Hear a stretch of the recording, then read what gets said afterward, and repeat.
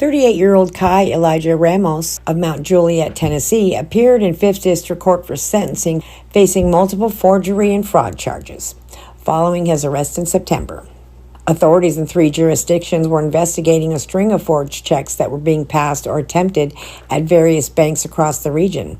And following his arrest, 2 separate cases were filed against Ramos, and several of the charges he pleaded guilty to last month. During the hearing, prosecutor Philip Solberg had this to say. I think that's an appropriate recommendation for a few reasons. Firstly, that the defendant is a multi-state offender with fairly lengthy criminal history. Until he has no ties to the state of Utah, appears to have come here to go to multiple banks in the area to attempt to pass forged checks.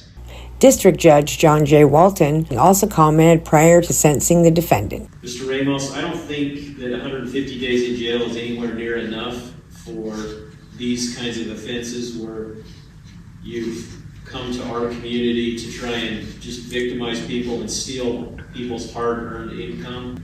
But I also don't like the idea of the taxpayers of the state of Utah housing you and feeding you for very long either. If you stay in this community and you're on probation here and you commit any serious offense, you're on a fast track to prison. Ramos was ordered to serve 150 days in jail in Washington County and will likely finish out his probation, possibly in Tennessee. This is Cody Blowers reporting for St. George News, your #1 source for local news.